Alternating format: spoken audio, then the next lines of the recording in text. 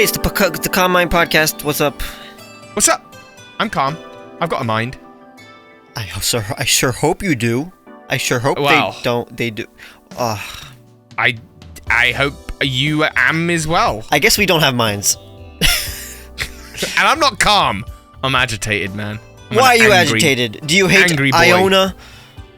Iona. Oh, the new gym leader. I tell you what.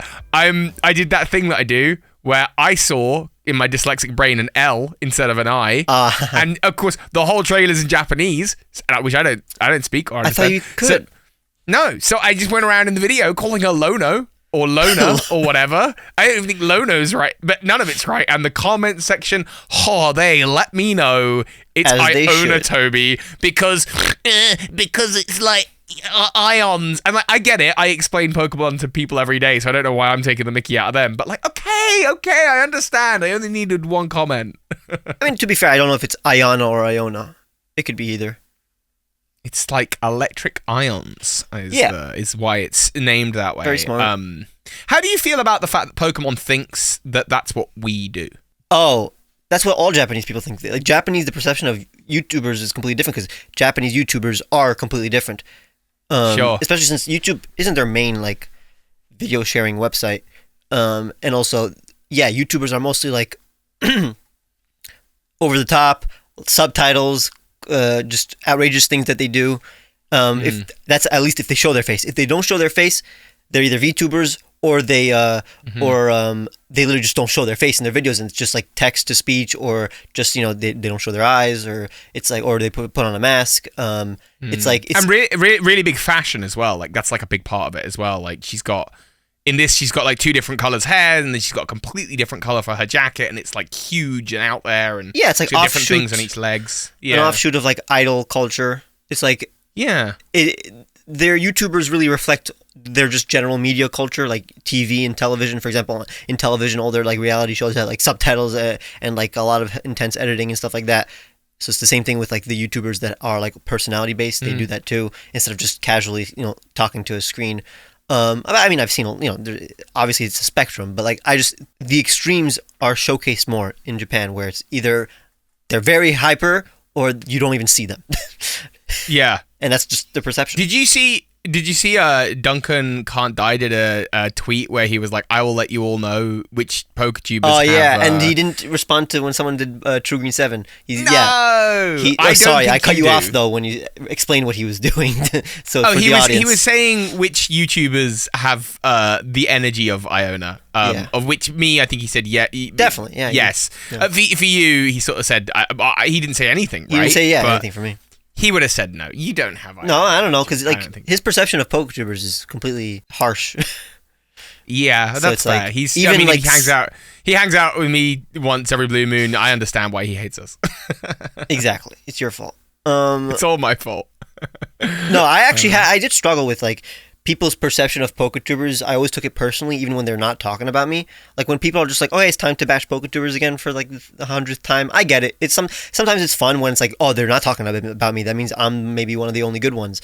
But like, I still take it personally when they generalize Poketubers. Sure.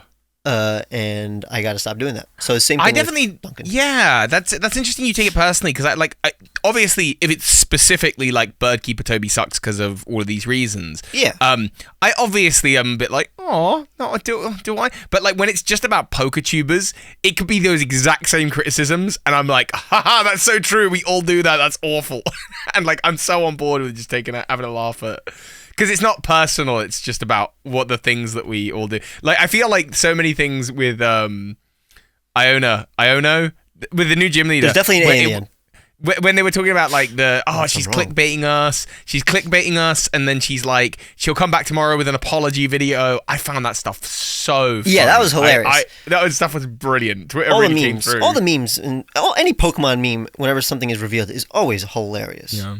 And she's got a new frog. She's got a frog friend. So Bellibolt. Okay, I have not talked about my opinion on Bellibolt since its release. Well, here's the thing. This is coming out like 3 weeks after the release of this stuff. Yeah. So this is very dated. But this is a Calm Mind exclusive that's way out of date. Let's hear it. Let's go. I think it's one of my least favorite Pokemon, Bellibolt. Honestly, I love the concept, like the colors a lot.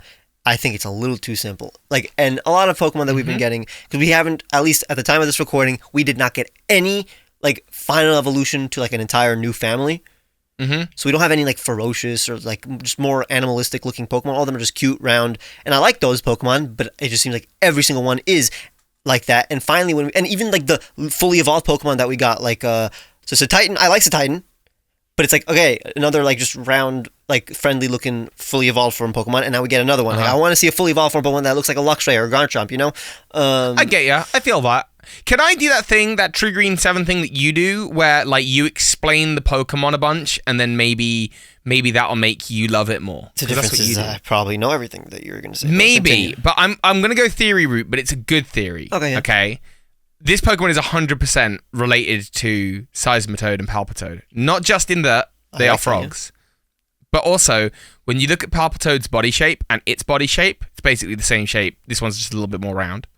It's got the 2 nodules on its head, and Palpitoad's got Pokedex entries talking about how it emits a paralyzing spray, which is obviously like really interesting for a water ground type Pokemon, right? But then on top of that, the shiny scheme of Seismitoad is identical to this color's Pokemon scheme. You're also describing frogs and toads, Toby. They all have bumps and have the same shape. Yeah, okay, but like if you look at like Lona is like, oh, it looks like a Krogunk, but like no, it looks like a Palpitoad. It does not look like a Krogunk. It looks nothing like a Krogunk. So it looks like a Palpitoad. The difference is that my opinion of Pokemon always like drastically change over time, like always to the positive. Well, always to the positive. So it's like I am gonna like this Pokemon eventually, but it's definitely my least favorite that was revealed. Because it's like I'm tired of the round cute Pokemon that we've been getting, even though again isolated like by itself. If this is one of many Pokemon, I'll be like, yeah, I like this, but I dig it. I like the vibe. I like the vibe.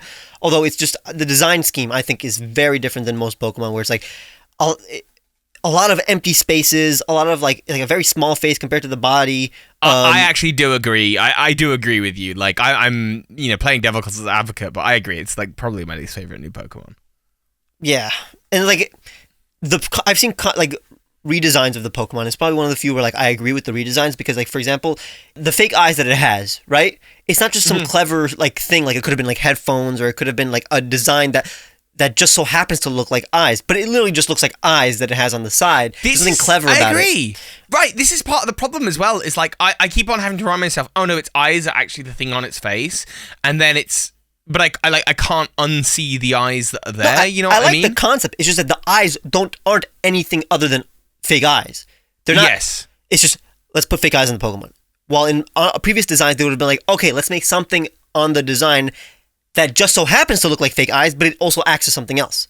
They kind of look like frog spawn, but like that's not something that's been really explored, I guess, in this Pokemon from what we know about it so far. So yeah, I frog spawn.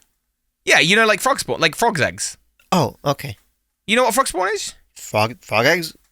Yeah, and they're like in the clusters. They're in like the batch. Yeah. And the belly part looks like it. So I like it a lot, but when it's not activated, like when the electricity is not activated, there's a lot of empty space on the belly.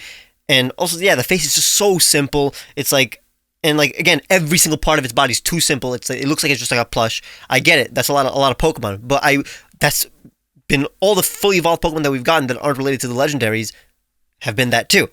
And like the hands are just nubs, the legs are just nubs. Like nothing about it is frog-like other than the belly, and that's like, again, it barely looks like that. So I don't know. I guess I do usually prefer Pokemon that are more not animal looking, but like it's clear that they are an animal instead of a product. But I also do like the product looking Pokemon. It's just this one rubs me the wrong way. I'd love to debate you on this, but I totally agree. We do actually have a calm mind situation here, where I agree. Just be calm in our equal hatred or dislike. Is the reason? So I've been getting, a few episodes ago I was getting backlash for like being rude to you or whatever. Is the reason that like people are just like not totally receptive to me being like debating you and like being competitive towards your like opinions because we called it calm mind and they expect us to just be civil, like just agree on everything? Maybe. I think people just because you're horrible. That's why that's the reason. Okay, I thought we had to change the title, but because you're a nasty piece of work. I guess we don't have to change. At least that's less work. Yeah. If that's the case. I can't do this. I can't hold jokes like that. They upset me. I feel bad immediately. Oh no, people are going to think I actually think you're a horrible person. So that's why people like constantly like now think that I'm a bad person because I can do that. You can sit in the joke of it. But the thing is, all that's happened here is I'm the one who's ruined the joke. I'm the one who's ruined the moment.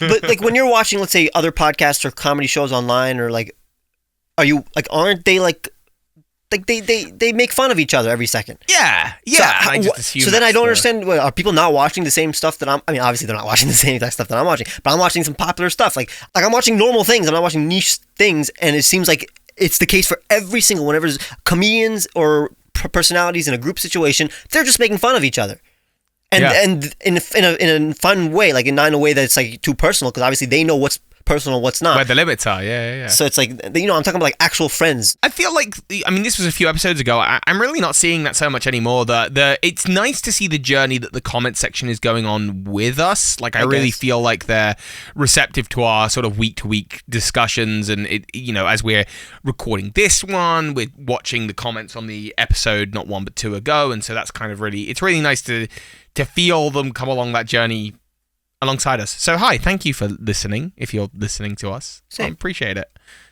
You know what's funny? Ron is horrible though. Just so you all know. I'm gonna edit this out.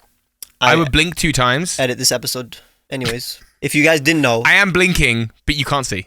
Every other episode, we change editors every episode. One time I edited it. One time Toby edits. Mm-hmm. Very interesting fact, I know.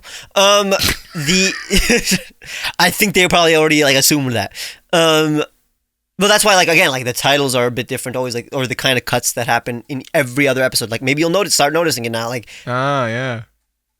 Every episode is always just a little bit different than the previous episode in terms of how it's created. Speaking of how off kilter these episodes are to the week of release, last week, which in relation to when the audience is hearing this is 3 weeks ago, I had a really interesting week the week before that. So to you listening, audience, a month ago I had a really interesting week, and we never got to speak about it because we spoke about your holidays last time we recorded. Yeah, I think the entire religion is more important than your week, Toby. I traveled to France. I had a whole thing that we could have talked about. Nobody likes France. Well, actually, no, I didn't much either myself, I'll be honest. But that's not France's fault. That's because we spent the entire time on the road.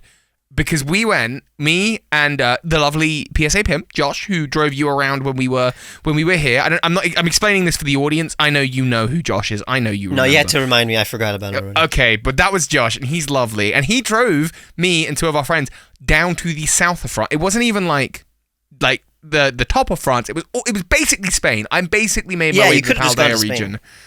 And we drove because I was taking this huge advent calendar that the Pokemon company sent me a couple of years ago, and it couldn't fit in a suitcase, to go and meet Michihiro Arita, who does the Pokemon card art, and he signed it and did a head sketch, and it was an incredible but also just genuinely exhausting experience, because it was like 2 days driving there, 2 days sitting and waiting in queues, 2 days driving back, and then just dying for a day or so. Sorry, this is a convention? Yeah, there was a convention called TGS Anime, but I didn't see any of the rest of the convention. That's crazy. Like, most people were there to get the signed cards and stuff from Michihiro Arita. And we were the first ones there. We were waiting from 4 a.m. We were alone for about 20 minutes. The convention didn't open till 9. But we were alone for about 20 minutes, and then every hour, like, the queue size doubled. And it was, and you think like 100 people in a queue? Yeah, I'll queue and wait for 100 people. 3 minutes spent per person over 100 people. It's 5 hours, Ron. It's 5 hours. And that dude, he's a legend. He's got to take a break. He's got to go have lunch. He's got other commitments. So we got there at 4 a.m. and it's a good thing we did, because in front of us was the super VIP mega tickets that cost like 200 quid a ticket. And they got about 40 people in before us, even though we queued from 4 a.m. It was wild. It's crazy because this is such a niche, like, celebrity, Pokemon card artist, and like, it's money. I've seen way shorter lines than like, mm-hmm. like famous like actors in like New York Comic Con. it's the money element right now, I think. I think for a lot of people, like, because, Pokemon cards blew up over the last 2 years and they're on a bit of a decline. But the other thing that happened over the last 2 years is there was a pandemic and there weren't signings. So if you wanted to get signed Pokemon cards, you had to get them before the pandemic. And so there's been this, well, if you want to know what's really rare in the Pokemon card world, signed cards have come to the forefront. And it's really interesting. I think you'll like this because you love artists and art. There's two... I like looking at them. I don't like hearing stories about them. Okay. Well, the audience might. So for their benefit, there's obviously the two godfathers of Pokemon are Ken Sugimori and Michiru Ita for the Pokemon card world. I know that guy. You know that guy. Ken Sugimori and Michiru Ita could not be more different when it comes to signings. Michiru Ita is like, I'll go to a sign me up. I'll take, and it's like €30 per signature or whatever. Yeah. And so like he's making bank that day. He should. Ken Sugimori signs nothing. And so like to get a Ken Sugimori signed piece of art is like a holy grail. To be fair, that's like the art director and like creator of the entire style of the most famous franchise ever compared to just a hired artist for the cards. They're all under incredible contracts as well, where like there's certain limitations to what they're able to sign, what they're able to say, because Pokemon doesn't like the secondhand market of selling. They don't love it that much. Yeah, true. But then again, so like for example, like again, Sugimori is rich. Yes, like he doesn't probably the best stocks in the Pokemon Company and Game Freak. Wow. I don't think Arita has. Well, also, if he wanted to make some cash, he could just sign anything. He could sign a $5 note, and it would become like a $5,000 note. That's true, actually. Wow. It's very good. And the thing is, if they do a head sketch, or if they do more than they're allowed, they're effectively creating new art of the Pokemon, which the Pokemon Company owns. So there's like serious limitations as to what they're allowed to do contractually. The new artists that sign up for it, which is really interesting. But I thought it was interesting, and also just traveling to another country for a week was a thing. And I thought I'd share that. Did you have any culture shock there, or like you barely were in the streets of France? We really didn't see much of France. We were in a car. We were on a road, obviously driving on the other side of the road. Landscape-wise, is it different? I'll be honest, no. Not until we got to the deep south of France, and then when we were down there, the deep south of France. It felt a little bit more like Spain because, surprise, it's next to Spain.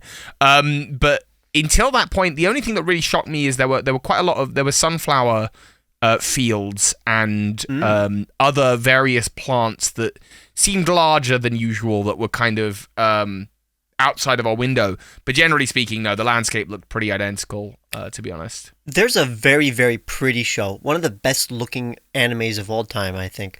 It's called Violet Evergarden. Okay? I'm not going to talk about the plot right now. It's not important.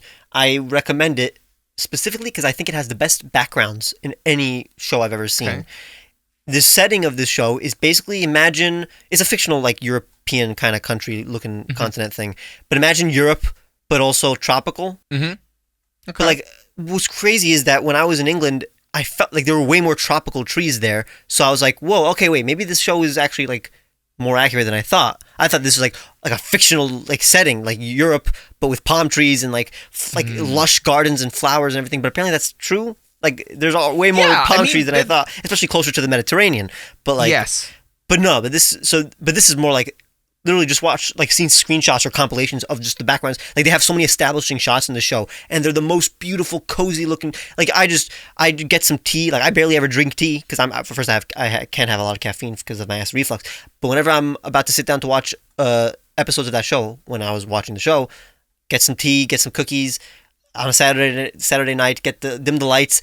Just to watch the setting of the show, because the plot isn't anything crazy. It's very enjoyable, but like, it's a beautiful piece of art, and I recommend it specifically because I think every frame looks like a painting. Because a lot of times that's how it is. Like you see something in TV or shows and movies that you've seen, and then it's surreal actually being there. I think the feeling of like seeing palm trees in Europe and in England,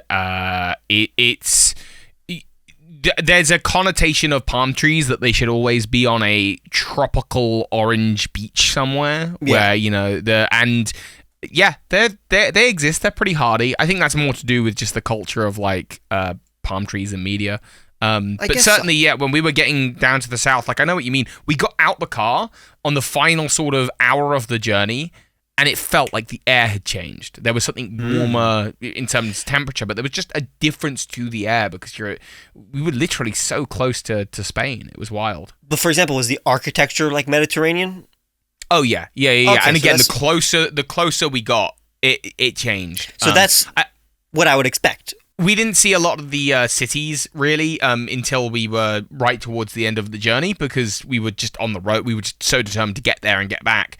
And so, honestly, most of what we saw of France was various rest stops and garages, and that was kind of it. All right, well, yeah, but it sucks because you were, like, driving for, 10 hours. So, more than... You deserved some kind of vacation spot. But, so, I guess it's not like that in the show, Violet Evergarden, where it's actually more like Germany. With palm trees, not like Spain or South France, which is very Mediterranean looking, but it's like, no, like German architecture, like Berlin, with like, just imagine every building has like flowers and shops. Just like when I was in England, I really liked how a lot of the pubs have like a lot of like flowers around them and like greenery growing on the building.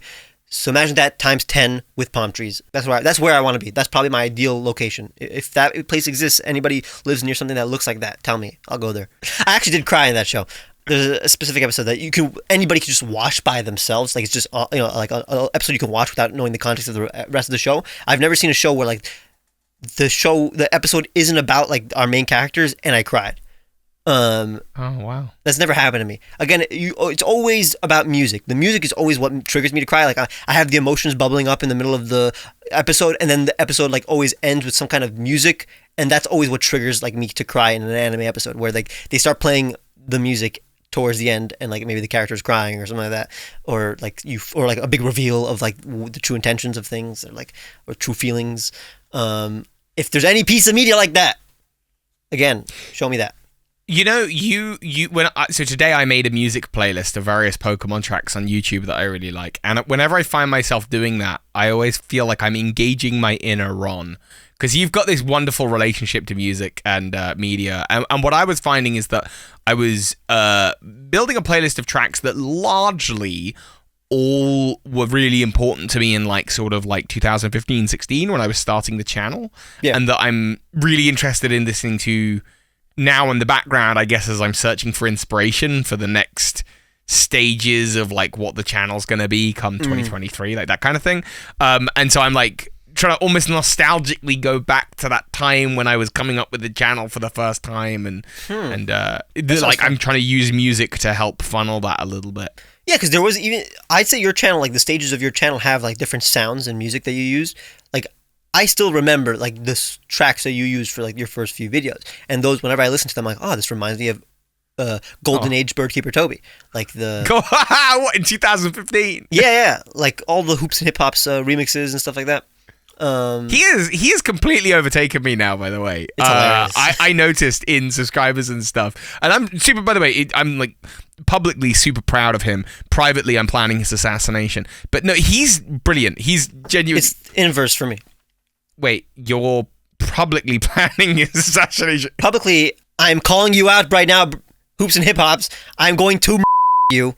But privately, you like him a lot. But privately, yeah, I'm fine with him. Yeah, that's totally fair. I'm the other way on. But like, no, I look at his channel and like I think I'm right in thinking this. He's completely overtaken me in subscriber numbers and that kind of thing. But it was really fun because like I remember when I was starting out, before I'd even uploaded like my first video, I was just looking for Pokemon remixes, and I happened to find him and message him and just say, hey, can I use your music and videos? And he was like, yeah, go for it. And now with like, over the years, we've kind of been doing this journey together, and it's been really nice to see him grow. Cool. And it's just cool to see him doing his thing. It's just, I guess it's similar to me where, I mean, I was just listening to a lot of remixers and cover artists and stuff like that, and being like, for my first few videos, I'm like, can I use your song or whatever? And then like 30 years later, not 30, why did I say 30? 30 years later! No, I'm not going to let this one go. Hang on, so sorry, what happened 30 years after you started your channel? I told my kids about when I got the music from Glitch Tech City and Insane in the Rain music. Wow. And now I've I talk to them. I've interacted with them. I've been in events with them. I say I'm their friend. So how many years has it actually been since then? 8? 8, yeah. 10? Yeah, okay, so you've got another 22 years to have kids that are just old enough that you're still calling them kind of kids. Yeah, I'll call them kids until... In 22 years. If they're even when they're like adults, if my children are together, they're my kids. I guess. Yeah, okay. Yeah. I mean, if they're together, that's kind of weird, but... kind of Game of Thronesy, but... No! What? You're putting a curse upon my family. Yeah. Are we going to talk about House of Dragons again, or there's nothing to talk about. It's more just I'm very much enjoying the show. Game of Thrones is back, baby.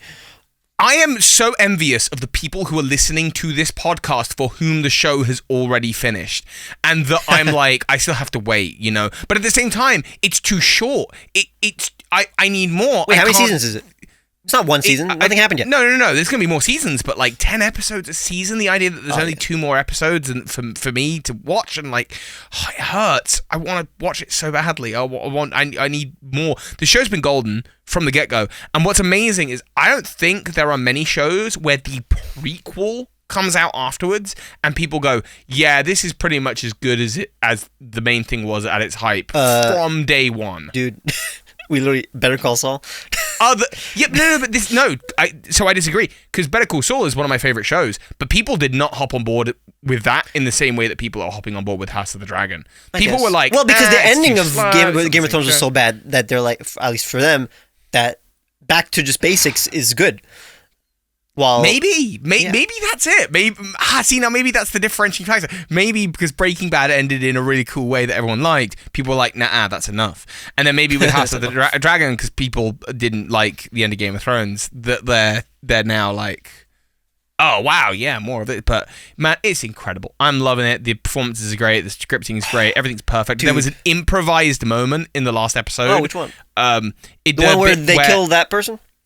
The bit with the killing of the person, and that was improvised, right? There's actually no killing in this bit. There's an improvised moment in which someone is ascending the Iron Throne in the last episode. That's all I'll say. What do you mean that's improvised? No, and there's a moment. A part of it. There's a part of that. I thought you meant the important part of the scene was improvised. The fact that they were in the room. There's a part of it involving Matt Smith's character. And that's apparently he killed improvised. The guy. That was improvised. No, not that bit. There's a bit involving, but it's really beautiful. And I recommend part? Without spoilers. I don't want to say. Oh, it's a spoiler part. How do you? I don't want to. Well, it's not. I mean, it's all spoiler. It's all story. It's all. I already feel like I've said too much. Off podcast. Is the bit where he gives. Oh, that's very good! Oh, I love that! That was a total accident. It wasn't meant to happen. And then Matt Smith comes up and it's like, come on. And it's... Oh! No, I love that! Oh! It's beautiful. And that was improv. That was... it was an accident. It wasn't meant to happen. And then they just kept it because they thought it was brilliant. No, that was scripted. No, it wasn't. Oh my God. Watch all the interviews and stuff. It's actually so cool. Delicious. It's literally perfect. So just like how they generated a random... improvised scene at that moment, let us generate a Pokemon. I cannot believe that segue was improvised. It was scripted so well. Okay, good. Because we're gonna put the Bellibolt in the thumbnail. Yeah, I assume so. Unless this is better instead of Duosion. I love Duosion, but nobody cares. Okay. Yeah, we'll definitely put Bellibolt wasn't in the Duosion thumbnail. like bottom 10 least favorite, when they polled everybody and they got they ranked every Pokemon. Wouldn't surprise me. I think Duosion was in the bottom 10. Surprise me. Even though Duosion is above average for me, I think, or at least the entire line. Really, as a line, Reuniclus I think is a as a line. line. How do you pronounce the last Pokemon's name? Reuniclus. Reuniclus. Is what the 3D Pokedex cool. says. I really like Reuniclus. I think it's a cool Pokemon. Duosion, I have no opinions about one way or the other, which is a really bad opinion to have. Do you think on Solosis a podcast? Is cute? Yeah, that's true. You should start having opinions. Solosis is fine. Solosis is it's cute. And the final evolution, really, really cool, really, really interesting, very different as well. It was like the one Pokemon that with my tree of evolution, I was like, I can't relate this to anything, it is just cells. It is, which is a really cool concept. Love it. Yeah. I think Duosion was like one of the first, like, it was like one of my first impressions of Gen 5, like when I was just looking at all the Pokemon on Bulbapedia and Cerebi before they were even in America, the games. I saw it like Reuniquely. I'm like, wow, this is gonna be a good generation if like we're getting unique designs like this one, designs like this one. But like, I also love the name, like reunified, but also uni as in one, and then also homunculus and nucleus, and I like it. It's got a lot going for it. Yeah, I really like it. And like, I like the concept of a cell for the first evolution, and then the cell dividing into two for the second evolution, and then it amalgamates into something bigger for the final form, and it becomes fully formed. Like, it's a really cool concept for an evolutionary line. It's, but definitely, obviously, the middle stage of that, as a result of being part of this really cool concept, I think falls flat as just simply being a transitional phase. You know what I mean? Yeah, but that's like, but I would never like have negative opinions. Like, I don't understand anybody would have a negative opinion on Duosion because of that. When it's like that's the whole point, and also there's nothing offensive about it. It's just. But this is what I say. Like, I've got no strong opinions one way or the other because of that. You know what I mean? It's just. Yeah, the concept's cool. The Pokemon's fine. Ooh, I would love to pull like, what is the most mid Pokemon? Like, you just don't have any crazy opinions on it. I want to find that out. Wow. That would be a really interesting thing to find out. Okay, the most mid Pokemon. What is the most? Comment section, you go for it. So I'll do a poll, and the Pokemon that doesn't have, isn't extreme in popularity or unpopularity will be the mid Pokemon. Yeah. Because I think people, like we've spoken about on this podcast before, think of mid as like maybe like being bad, and that's not what we're talking about. We're talking about like the literal mid Pokemon that's just for me, because I consume things that I just know I will enjoy. For me, mid is just 7, where it's like I enjoyed it, but also I'm not gonna now go and recommend it to everybody. That's what mid is to me. That's actually something I've always wanted to ask you. Is there a thing like a Pokemon, or heck, even just like a thing in pop culture where it's like unanimous that everyone loves it, that you don't vibe with it, and you actually actively have bad negative views? Because I can't imagine that from you, but I'm super interested. There really isn't, honestly. Yeah? Unless there's nothing where you're just like, I don't understand the consensus on this. Boy bands, I guess. Like, is that a thing? Boy bands? I don't know. No, just like the genre of boy bands is not, but again, that's just popular within a specific group of people who like that kind of music. Well, I wouldn't say the average adult male is a big fan of boy bands. So there's not like a movie that you've watched where the reviews are like all stellar, and then you just watch it and you're like, I don't vibe with this at all. This is actually kind of bad. Not at all. It is weird. Wow. I know. I mean, not weird, but it's, as you said, it's very like. I mean, that's what I would expect. I guess. It's what you expect. That is what I would expect. Let me look at list of best films. So like, just a recent example, and I think I brought this up on the podcast before, is like a couple months ago when the new Batman movie came out, and like everyone loved it, everyone's talking about it, raving about it, and I was just like, no, this is. I actually have negative opinions. And I guess Shang-Chi was kind of similar as well. Like, everyone liked Shang-Chi. Well, again, I didn't have a negative opinion of Shang-Chi, but like, it was a positive experience for me. I just thought it was not as good as people were saying in terms of like the middle part, because like the middle part I think dragged on a bit. Is it Shang-Chi? It is Shang-Chi. I say Shang-Chi too, but like okay, might as well say Shang-Chi. But it's still like a positive, like overall experience. I rate things not by wow there was a negative thing in it, but by just what the overall experience of it. I'm looking at the list of best films ever, and a lot of them, although at least the ones that I've seen, I enjoyed a lot. Sure. Literally all of them. That makes sense. I'm looking down. I'm past already like the top 30. So I'm like Spirited Away is 31, for example. I loved Spirited Away. Super good. Like, Psycho. I didn't see Psycho. The Pianist is really good. Parasite's good. Leon the Professional is good. Lion King is good. Gladiator. Oh, I just realized what you said. What?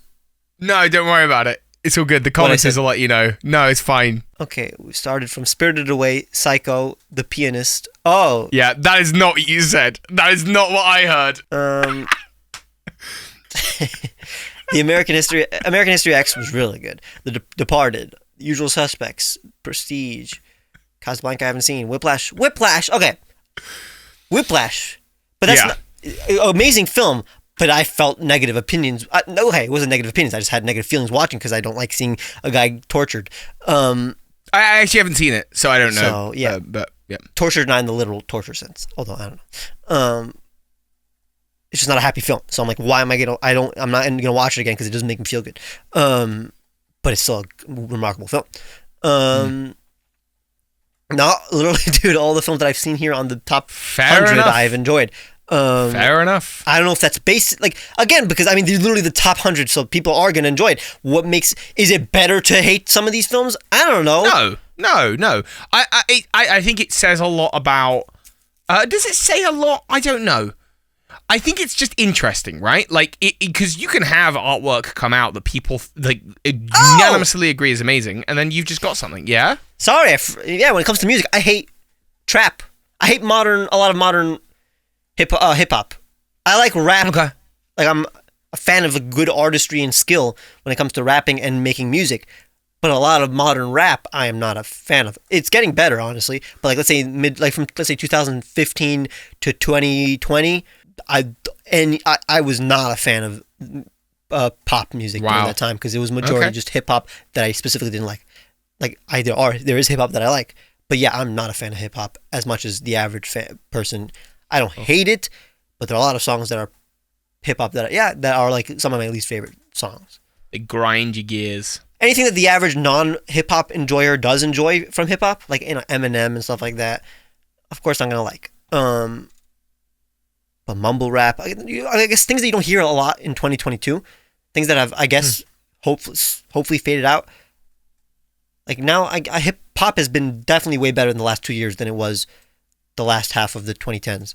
Thankfully, because of the pandemic and maybe even TikTok, a lot of like indie. I sound like I like indie songs, but a lot of just like non-mainstream songs are lifted, and you get to hear some interesting stuff instead of just hip hop. I'm just gonna be really obviously dense here. Like, what makes hip hop? Because like you say hip hop, and I can't think of what that genre of music is. I don't know what that is. Rap. Okay. Rap music. Okay. All right. Well, then there you go. Okay. Now, do you have opinions on what I said? I don't think I listen to an awful lot of rap music apart from through the medium of TikTok. So, and I can't even think of specifics there. Yeah. Again, like I don't really listen to hip hop, but when I do, I'll listen to the ones that I enjoy. But a lot of the mainstream ones I don't. But hey, here's what's funny: K-pop. When you Google hip hop, K-pop, it says K-pop is like a subgenre of hip hop. Because yes, K-pop is a more like almost every K-pop song has some kind of rapping in it, or like a less melodic, kind of repetitive part of the song. So yeah, maybe K-pop is like a more hip-hoppy kind of pop. It's very Western inspired K-pop. And not gonna lie, I'm not as big of a K-pop fan as the average K-pop fan, at least. K-pop really became a big thing over here over the last, I guess, decade and a half. Which is good. At this point. It was huge. Yeah, it's great. I just remember when I was in school, there was someone that we knew who was just like huge into K-pop, and anything South Korea she absolutely loved and adored. Yeah. And I remember thinking, oh, that's a really interesting kind of it's kind of like a special interest like to have. And then I got to university, and then it turned out like, oh wait, hang on, now everyone loves K-pop apparently, and I totally missed that boat. But yeah, it sort of just blew up over the last like decade. There's nothing to miss. It's still popular. Okay, you can still listen to it. And then Gangnam Style happened, and I think that annoyed a bunch of people. Yes, because it's very popular, but still a funky song. Or catchy song. But like, for example, okay, most people like reggaeton, for example. Do you know what reggaeton is? No. All the Spanish songs, they're like, like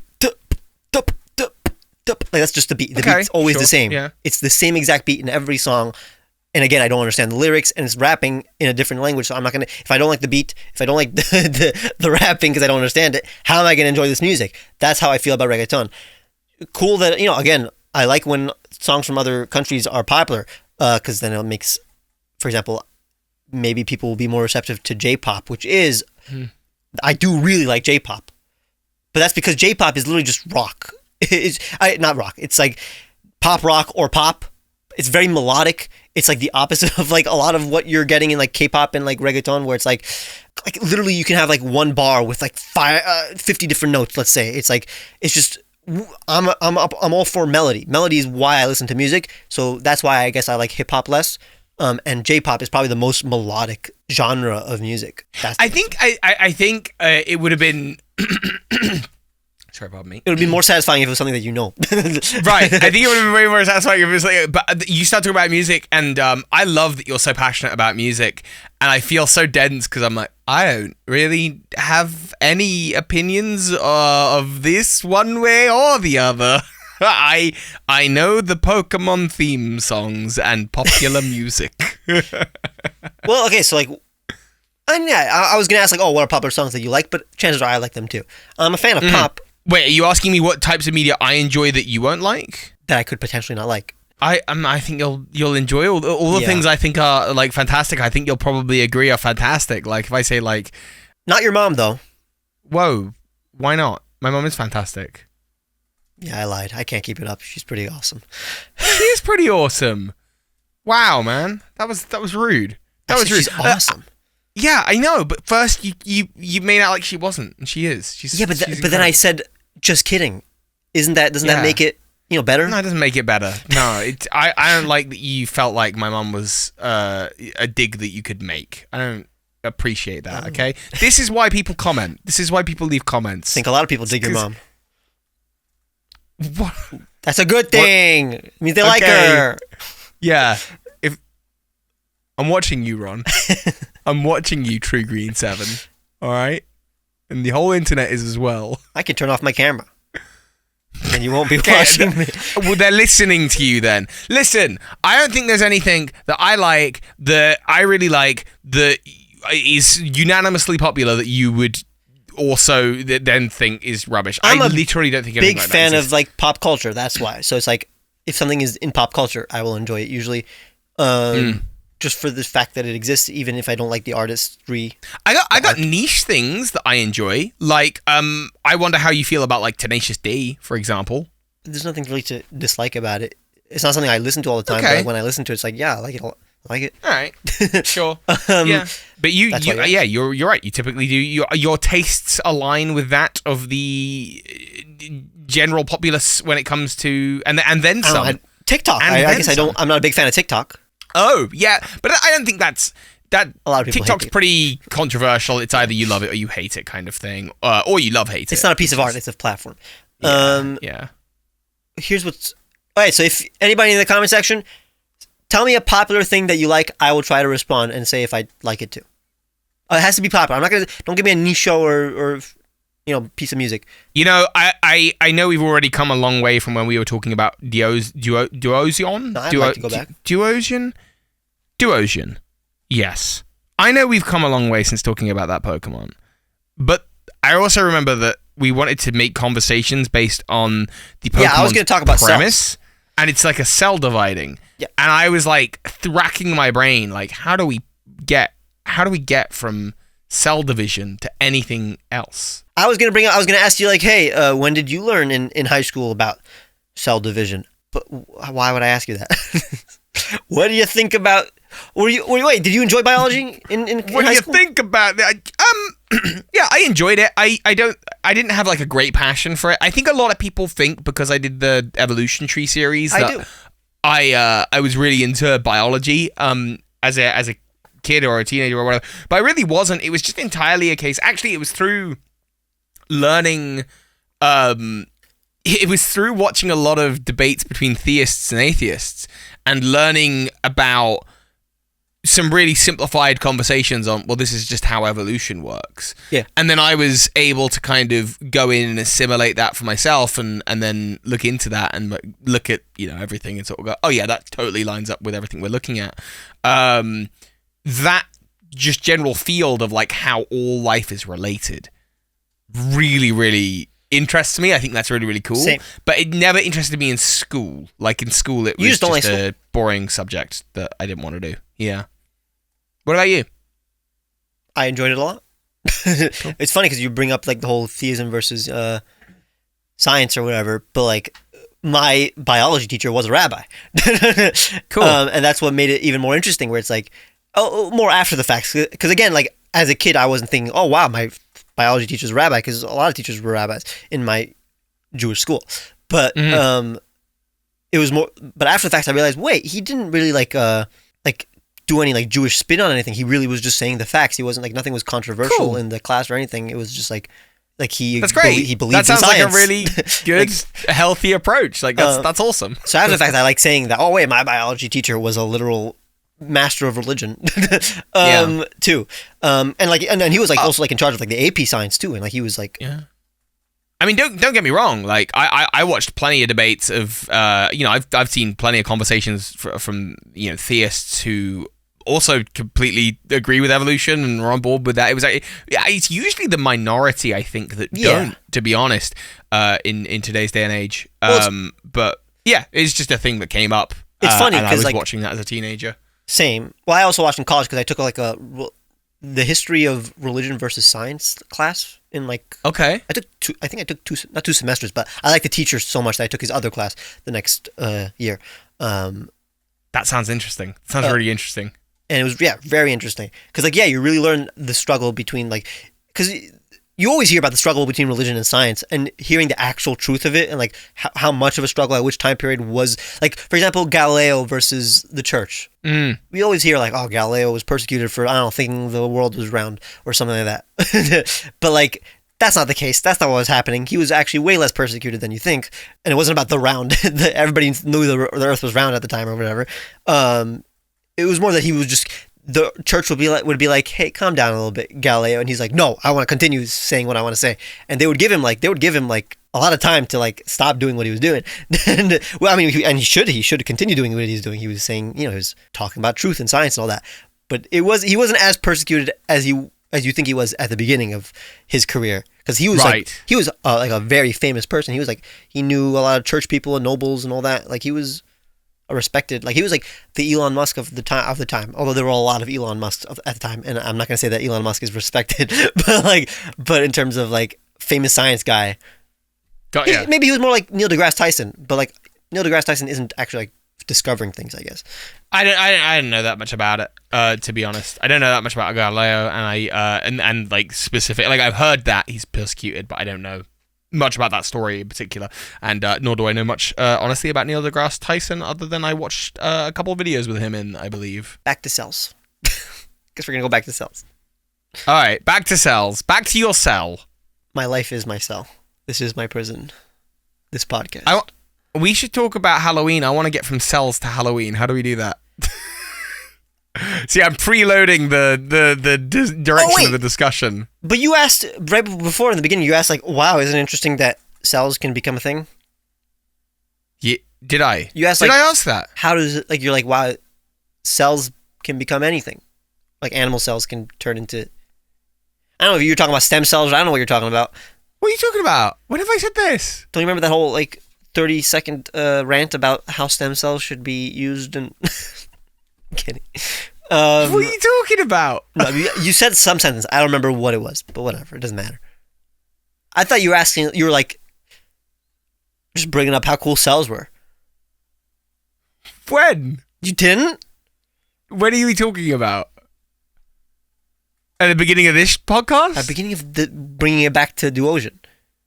Oh, I was saying how it's cool that all life comes from the same place. Yeah. Which is what I said. Well, to be fair, plant cells are different than animal cells. That's true. Yes, that is true. There are other life. There's like a bunch of different life as well, because like fungal life isn't the same as plant life. Yeah, but what is fungus? It's not animal life either. So no. And then obviously there's like bacteria. Well, and yeah, stuff, so bacteria is not the same as like an animal cell, and then like fungus is also one. Yeah, there's like 6 of them. Like, there's like a prokaryotes, eukaryotes, and like fungus, and like, all that. Plants, really, animals. really interesting. I had someone reach out to me today over email to say like, hey, I watch your series and I'd really love to talk to you about like plants and how plants work. And I love getting emails like that from people who like actually work in those areas because I'm just like I'm just a Pokemon fan making some good guesses and using Wikipedia as much as I can. And then also, then referring to, like, every time we do an updated version of the tree, I'll talk to people who, like, really know what they're talking about, and then they help me rearrange and reorganize and put creatures where they are. And obviously I looked at the comments. But with plant life, like, there is a point where you just got to take some creative liberties, because, like, plant life in the real world is obviously different from human and animal life. But in the Pokemon world, a plant Pokemon is still a Pokemon. So, like, and they have actual plants in the Pokemon world. So they, in my mind, that's like plant life and Pokemon life are different, and plant Pokemon are still Pokemon. They're still creatures first, and so I had to, like, create an entire new branch for them, like, off of the beta of some, I think some Echinoderms or some Nidaria. And then there's also, like, dragons, for example, not famously not real creatures. There's a whole branch of those. I gotta just, like, find a place where they plonk on, which is much easier to do because you just go to, like, lizards, dinosaurs, reptiles, birds, that zone, and plonk in a wing there. But yeah, I mean, there are literal animals that use, like, photosynthesis, for example, like plankton and stuff like that. So they could have, like, a lot of primitive life is closer to, let's say, plants sometimes, or just more primitive types of animals. But that's why, for example, I mean, if we're going to go back to the whole killing a spider debate. Oh no, let's not. You don't have to talk. I want to leave it in the past. I'll say what I want to say.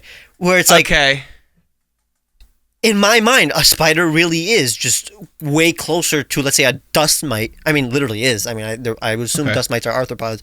It's literally closer to something that we are totally fine killing every second when we're sweeping or, on our skin or whatever. Or, like, any mite that's on our body or whatever. Who cares about them, right? Literally, I don't think anybody is here caring about the life of a mite, which is closer to a spider than a spider is to, let's say, any mammal. Like, 100 times closer to a spider than a spider is to a mammal. For example. Think? Yes, I mean, it's literally, a spider's just a bigger mite, if you think about it. Wait, what is a mite? I suppose a mite is an insect, isn't it? Yeah, that makes sense. A dust mite. I'm allergic to those. They're the only thing I'm allergic to. Is dust mite. As far as that I know of. When you write dust mite, it's the first thing is dust mite allergy. Sorry. Or, like, for example, ticks. But ticks are dangerous, so I get why you should hate ticks. But, like, yeah, mites are small arachnids. Like, they literally there you go. You have a billion of them around your house. Yes. And it's like, they're just small arachnids. Like, so a spider's just a bigger mite. It's like, why would I care about the life of this? I'm not going to torture it because, again, I shouldn't be enjoying torture of life. But it's like, if it's there and I don't want it to be there, you're cool with it. I'm cool with it. We're all cool with it. It's just it's just such a primitive form of life that I don't have to now. My life will be torture if I have to now consider the validity of the life of every form of life. Like, I know it's even more incorrect to say that a spider is closer to a plant than it is to other animals. Like, I mean, like the ones I care about, like a dog, for example. But that's how I see it. So it's like, not only do I not like this primitive form of life, when it's around me, I can't, for example, sleep, and I do need, that is health-wise. So if I'm going to sleep in a room and there's a spider near me, I'm going to kill it because I should get my rest as a healthy human being, because it's healthy to get your rest. I'm going to kill the spider. I'm not going to torture it. You don't need to debate with me. I assume this is an argument you're having with the comments. Oh, no, I'm debating with everybody in the audience who thinks that. But I said at the beginning of this podcast... you don't have to talk. I said at the beginning of this podcast, it happened. Somebody in the comment section of that video said, basically, I felt really uncomfortable with the fact that Toby couldn't jump to just immediately say that it's immoral to abuse an animal. I just want to, like, FYI, like, right here, I'm totally on board that it's wrong to abuse an animal. In general discussion, fine. If we're getting into the nitty-gritty about morality, that's like a whole other thing. But also, the point I made is that when you think about an abuse of an animal, we're talking about, like, kicking a dog or something. I'm obviously not on board with that. But we were talking about squishing spiders, and we were talking about eating meat, and to some people that is abuse of an animal. And so that's why I didn't want to, like, morally condemn Ron, for example, for necessarily needing to squish a spider for his own health, or for anyone for eating meat. I don't want to, like, morally condemn someone for that. That sounds technically wrong, but general discussion, I'm on board. I'm on the same page, and I just wanted to be clear about that. But now I feel like I'm digging more of a hole by over-explaining it. So now there's no winning. But for a PokeTuber, I'm a normal person. I agree with you. Hurting animals is wrong. Generally speaking, we're on the same page. I just want to be clear. That's what the podcast is going to be. We say something crazy and we have to defend it the next episode. Why is it I feel like every time, and now I'm just like digging the hole and making it worse for myself, even though 99% of the comments were on board. Now I feel like my psychology is, now I've got to wait for that episode to be out and to see how people respond to that. Why? Because I'm like sweating. Like I don't want to say the wrong thing. I'm just saying what, I was trying to have an intellectual argument and I didn't know what I was talking about, okay? Just... That's my life for the last 8 years, any video I release. But I think you said something at the beginning as well, which is, Toby, I think it'll actually be really good for you to have, which I agree with. Like, I think I should have opinions of mine on, like, and they're not even controversial opinions. They're not even controversial opinions, but I should be able to have my point of view about important things on the internet and be okay with that, because... otherwise it's too much of a minefield. Like I'm never gonna I want to be able to come out of my shell and be myself and be more of a fleshed out human, I suppose. I think my problem is usually that I think about my opinions so much off like screen in my own time. I think about what I think about things all the time, and I form my opinions of these things in my mind. And when I finally get to say them online and then someone misinterprets them, I'm like, I thought about this for 5 hours and then in the end, it didn't matter. They misinterpreted what I wanted to say. That's what sucks for me. But if it's something that I actually do believe, even if they don't agree with, I don't care. If, let's say, I said an opinion on a thing and people completely understood it, but they just don't like that opinion, I will be fine with that. Like, I'm not going to be annoyed by that, because at least my opinion wasn't misinterpreted. But there's a point where when people start misinterpreting and things that you're not even thinking about, and it's like you don't even know where they got it from. For example, there's a person who's taking this wild scenario in their head, who's making a wild scenario in their head where it seems like to them you're fine with killing dogs, let's say, for example. Yeah, which I'm not. Which it's obvious that you are not. So why would it make them uncomfortable? If it's obvious that Toby Hill does not want dogs to be killed. I can see how they got there based on what I said. I can see how that can be misunderstood. You know what I mean? Even if you were saying stupid things, even if you were leading them on in terms of what you were saying, it is very unbelievable to think that Toby is okay with the abuse of dogs. I literally keep birds. Exactly. I literally am a bird keeper.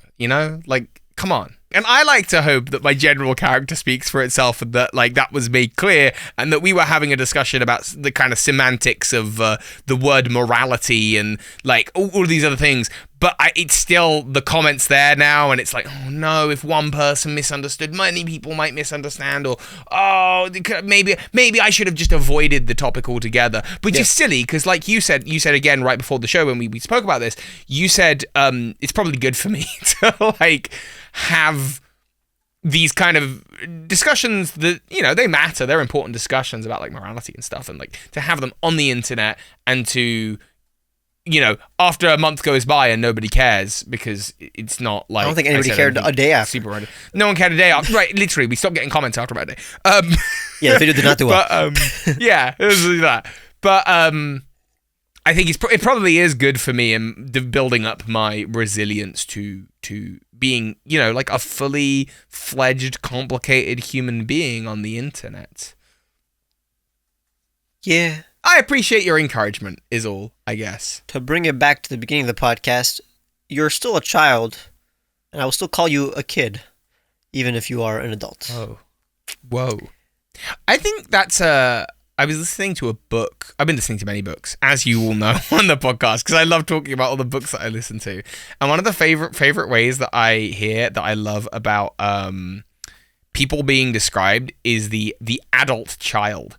Because I think it adds a level of vulnerability to us all that like we all carry around. We're all kind of anxious at times and nervous and unsure, and we're all kind of just looking for human connection and to have a calm mind, because we're all just kids who are grown up. I had an inclination to do something that I have been criticized before, but again, that's because the comments are misinterpreting our relationship, where you say something and then I criticize it. Were you gonna say that's stupid? No. What you said was fine. Although I did have something to expand about it, but it was more just how you act. Again, you can continue acting how you are. You're a beautiful child. Keep on doing what Dad. you're doing. You are going to go a long way with exactly how you are acting right now. But I just find it peculiar the way, and I wonder where it stems from. It could either be because of your theater background or your autism. I don't know. You do that a lot, where you'll say a thing, and then when it's something's cliche or you're saying something that you've heard other people say, you'll say it in like a singy tone. I'll give it some rhythm, or like like in a theatrical manner. You'll give that phrase rhythm. You'll make it like a theater kid. That's a good observation. Yeah. No, I think I think what I'm doing is I'm recognizing this is cheesy. Just stick with it for a little bit longer until I get to the point. I think that's what I may be doing. Is like I'm recognizing this is kind of cheesy. This is kind of